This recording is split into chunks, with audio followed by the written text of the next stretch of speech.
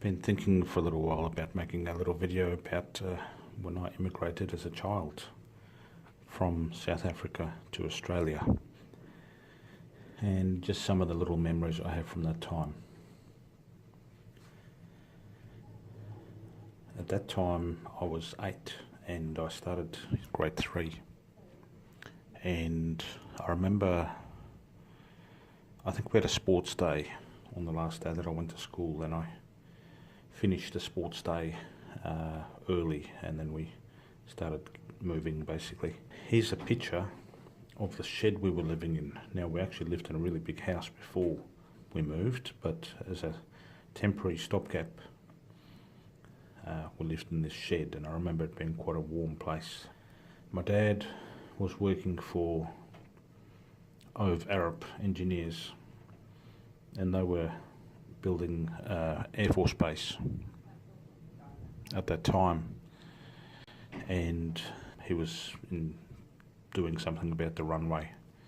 One day he used to drive this ute that looked very much like this one. It was also yellow, and it was a Datsun just like this one. It was a small ute.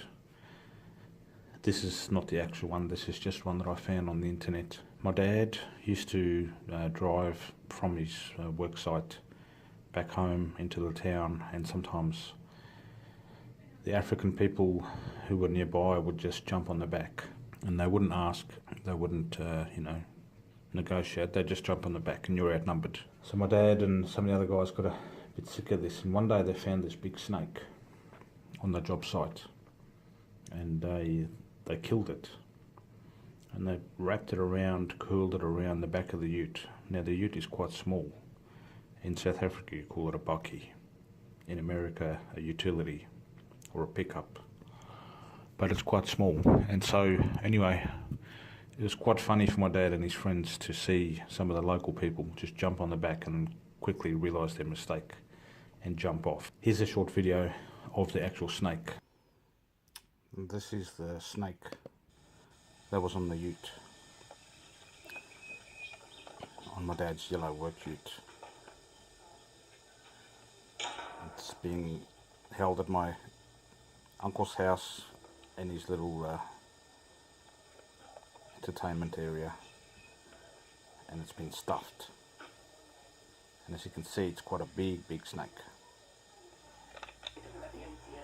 Here's an actual photo of when my family were discussing moving to Australia, and I vaguely remember this photo. Dad was basically showing us on a map where Australia is and how far away it is, and we really had no idea about other countries. I remember getting on the plane, but before we got on the plane, a lot of our family came to see us off at the airport, and I remember my brother breaking a mirror and my mum basically being worried about us having 7 years bad luck. It's a superstitious story. And I remember getting on the plane, and then after only a few hours, we got on the plane about 10.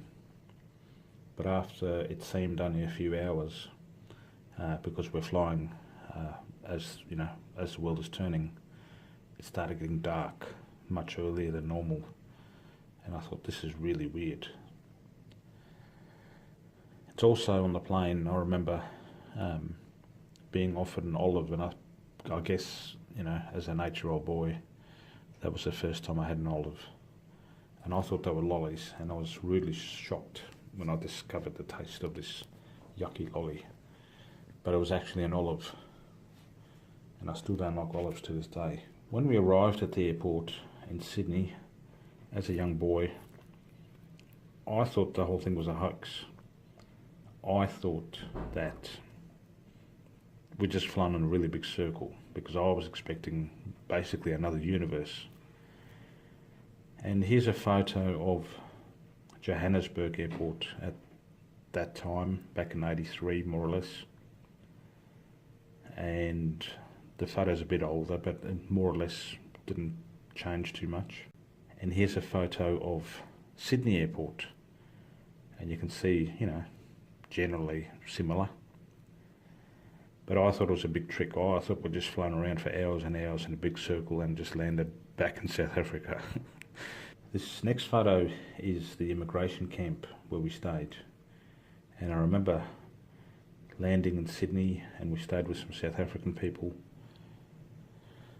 And we flew to Brisbane on the next day. So we left South Africa on the 11th of February 1983, arrived in Sydney on the 12th, and then went to Brisbane on the 13th. And I remember driving from the airport in a taxi and just looking at all these weird timber houses. And that was something that was different. And we stayed at this immigration camp out at a suburb called Wakefield. It's been demolished now, but you can see from the photo that's also a timber building. And it used to be an army camp back in World War II. It's all been demolished and replaced by the jails now. But anyway, that was where we started. So basically I went from a shed to a timber shack. But things went upwards from there. Another little memory I have from that time was going to the library one day, and I was an Afrikaans boy and I didn't have very good English, although we watched it on TV and things like that. And I saw this sign that said Male and Female, and I thought, I really need to go to the toilet, but which is the right one? And these days people are more considerate. They put a little picture, and I guess the country is more multicultural when they put a boy or a lady picture.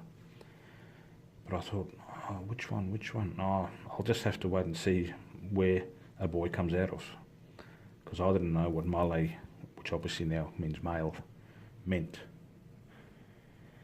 Another little memory I have from around that time was when we went to school, and there was a little multicultural classroom basically as part of a primary school called Inala West Primary School. And we had all these kids from different countries. And the idea was, look, you need to learn English.